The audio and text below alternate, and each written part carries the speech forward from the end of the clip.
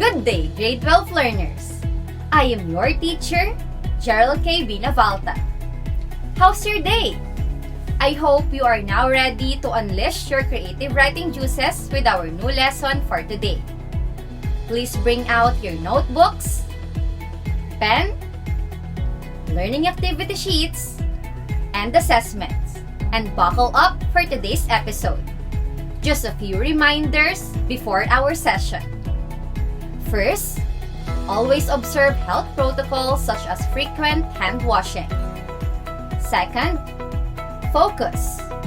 Pay attention and participate actively. Third, remove distractions. Find a quiet space to learn. Fourth, don't be afraid to ask questions. Feel free to type your queries on the comment box below or send me a personal message. Fifth, submit all required outputs. And lastly, have fun. But before we tackle our new lesson for today, let's first have a review of what we had discussed last meeting. Last time, we had discussed about the special and emerging forms of creative nonfiction. What are these? The special types of nonfiction are travel writing, food writing, and nature writing. We also have emerging forms of nonfiction, namely testimonial, blog, and Facebook status report. I hope that these concepts are very clear to you now. If not, please feel free to rewatch our videos last episode. Today, we will tackle more on creative nonfiction. But before that, here are our lesson objectives. At the end of the lesson, you are expected to define drafting, identify drafting strategies that improve writing, and use drafting strategies to prepare the first draft of a non-fictional text. But before we dig deeper with our new lesson for today, let's have an activity entitled Quick Sketches. Get your notebooks and pens. I will be giving you words like animals, objects, persons, and others. What you're going to do is to draw or sketch the words. But here's the challenge. You are only given 10 seconds to draw the words. Please post your answers on the chat box or send it to me via personal message. Are you ready? Let's begin. First word is chicken.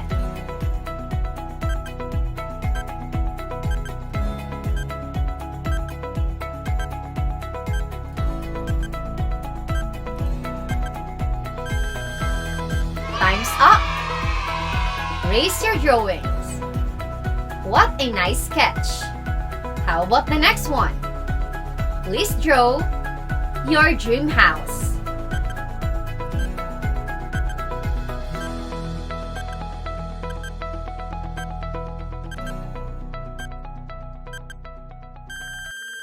Time's up. Raise your drawings. Great job. How about the next word? Please draw a garden.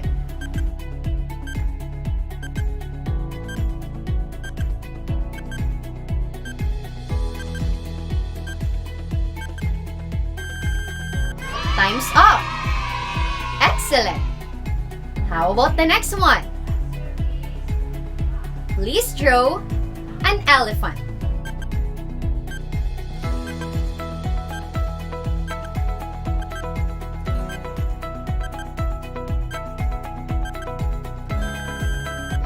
Time's up. Raise your drawings. That's great. Let's move on to the last word. Please draw yourself.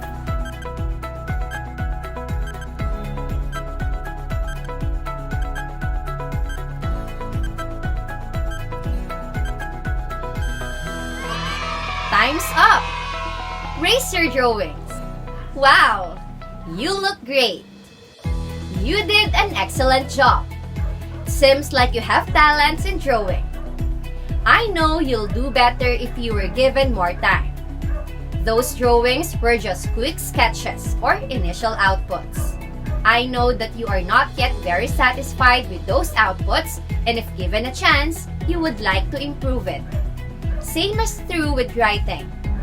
We often craft initial outputs which undergo series of editing until we get satisfied with the refined one. And that will be our lesson for today. Drafting. But what are drafts? Drafting is the stage of the writing process in which you develop a complete first version of a piece of writing. Drafting is the second or third stage of the writing process where you turn your brainstormed and outlined ideas into the first draft of your story or essay. But how would you write your draft? Here are the following strategies you may consider to come up with a draft. First, begin writing with the part you know most about. You can start with the third paragraph in your outline if the ideas come easily to mind. You can easily start with the second paragraph or the first paragraph too. Although paragraphs may vary in length, keep in mind that short paragraphs may contain insufficient support. Readers may also think that the writing is abrupt. Long paragraphs may be wordy and may lose your reader's interest. As a guideline, try to write paragraphs longer than one sentence but shorter than the length of an entire double-spaced page. Second, write one paragraph at a time, then stop. As long as you complete the assignment on time, you may choose how many paragraphs you complete in one sitting. Writers should also meet their deadlines. Third, take short breaks to refresh your mind. This tip might be the most useful if you are writing a multi-page report or essay. Still, if you are antsy or cannot concentrate, take a break to let your mind rest. But do not let breaks extend too long. If you spend too much time away from your essay, you may have trouble starting again. You may forget key points or lose momentum. Try setting an alarm to limit your break. And when the time is up, return to your desk to write. Fourth, be reasonable with your goals. If you decide to take 10-minute breaks, try to stick to that goal. If you told yourself that you need more facts, then commit to finding them. Holding yourself to your own goals will create successful writing assignments. Fifth, keep your audience and purpose in mind as you write. These aspects of writing are just as important when you are writing a single paragraph for your essay as when you are considering the direction of an entire essay. Sixth, start with free writing. In free writing, the writer follows the impulses of their own mind, allowing thoughts and inspirations to appear to them without premeditation. This writing strategy lets ideas flow and helps brainstorm concepts to figure out what will be the crux of your piece early on the process of writing.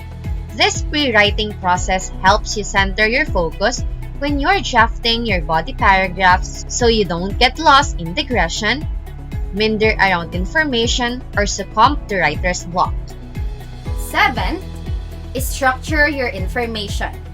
For example, if you're writing a personal essay, find your thesis statement before you begin your introductory paragraph. Solidifying your point of view gives you an avenue to narratively work your way down, figuring out which pieces will go where. Logically, connect your paragraphs and integrate whatever information you think will be necessary. You can always revise later. Eighth, elaborate your ideas. Flesh out the meat of your essay or story, supplementing the topic sentences of each body paragraph with research pertinent information. Fill in any gaps left behind by your outline, if applicable, and ensure your working thesis is conveyed properly by the text provided. Ninth, write a complete draft. Drafting is where the writer should attempt to get the whole first version of their piece down before any revising or editing is done. The drafting process shouldn't take too long. The idea is to quickly put down and organize your ideas from start to finish, which is not only good for time, but for the writing process as well. Having an ending will give you something to work towards, allowing you to view the big picture of your piece and see if it is impactful as intended. The ending can also keep you focused and motivated if it's not the exact conclusion you used in your final draft. And lastly, ignore the urge to proofread. Proofreading is one of the final writing steps you should take in your own writing. Perfect spelling and sentences structure aren't necessary while drafting. Just organizing and detailing your information for your intended audience. Worry about the page or word count during the second or third drafts.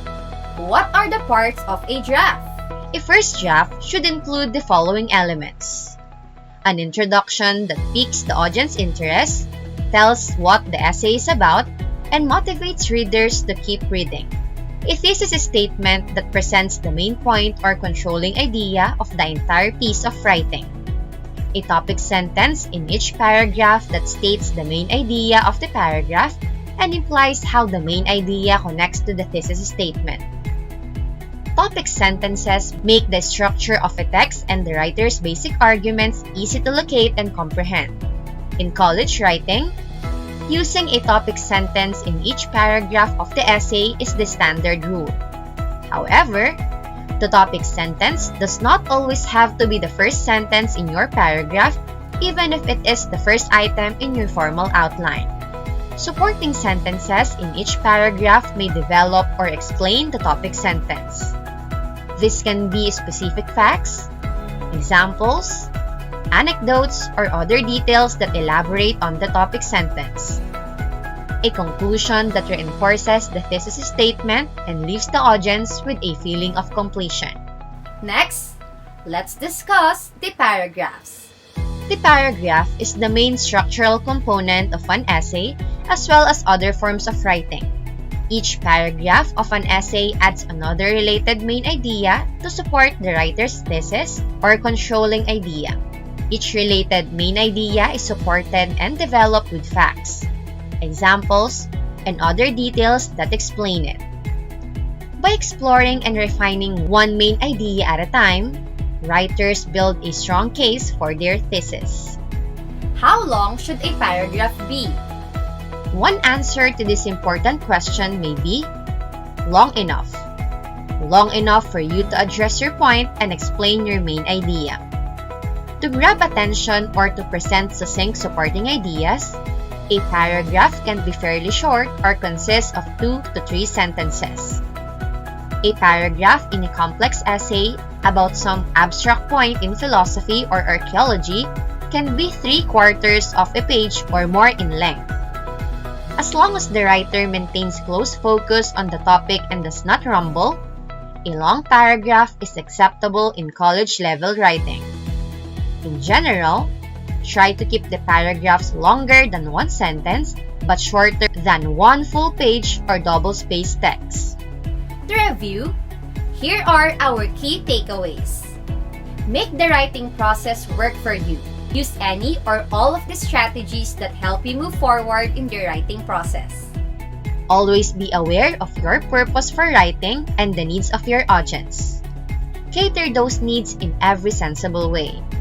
Remember to include all key structural parts of an essay. A thesis statement that is part of your introductory paragraph, 3 or more body paragraphs that describe in your outline, and a concluding paragraph. Then add an engaging title to draw in readers. Write paragraphs of an appropriate length for your writing assignment. Paragraphs in high school or college level writing can be a page long as they can cover the main topics in your outline. Use your topic outline or your sentence outline to guide the development of your paragraphs and the elaboration of your ideas. Each main idea indicated by a Roman numeral in your outline becomes the topic of a new paragraph. Develop it with the supporting details and the subpoints for those details that you included in your outline. Generally speaking, Write your introduction and conclusion last, after you have fleshed out the body paragraphs. Very good! Congratulations for reaching this far. We had learned a lot about drafting. To review, what are again the strategies of writing drafts? Let's enumerate. These are: begin writing with the part you know the most about. Write one paragraph at a time, then stop. Take short breaks to refresh your mind. Be reasonable with your goals. Keep your audience and purpose in mind as you write. Start with free writing. Structure your information. Elaborate your ideas. Write a complete draft. And ignore the urge to proofread. After following this, you may now begin your own draft. But to gauge how much you have learned today, let's have our final activity. I will be showing you some statements about drafting. Write true if the statement is correct, and false if the statement is wrong. Are you ready? Let's begin. Drafting includes perfecting the spelling and sentence structure. True or false?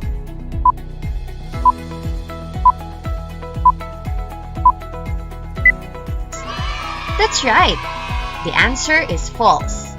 Refining the spelling and sentence structure falls under proofreading. How about the next one? You can start writing with the third paragraph in your outline if ideas come easily to mind. True or false?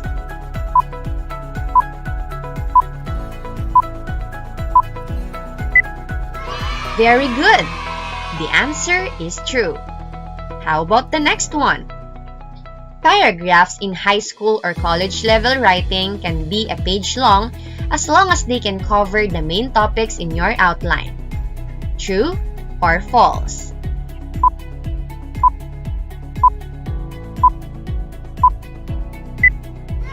That's great!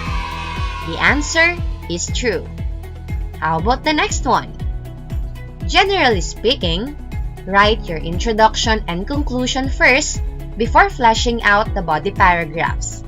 True or false?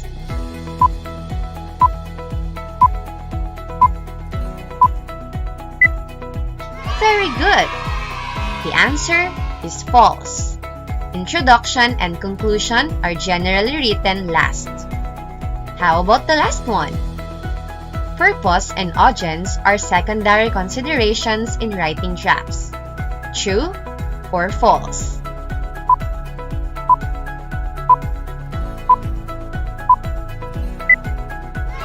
That's great! The answer is false. These are actually primary considerations. Very good, grade 12 learners! Seems like you are now very familiar with writing drafts. Keep it up and continue writing. For your enrichment activity, write a draft of a personal narrative about an unforgettable experience or any chosen topic. Take a picture or keep a copy of your draft for our lesson next episode. Very good, grade 12 learners! You are now a step ahead in your creative writing journey. Next time, we will tackle more on creative nonfiction, specifically writing critic. Again, this is your teacher, Gerald K. Binavalta. Study smart, keep safe, and see you again next episode. Bye!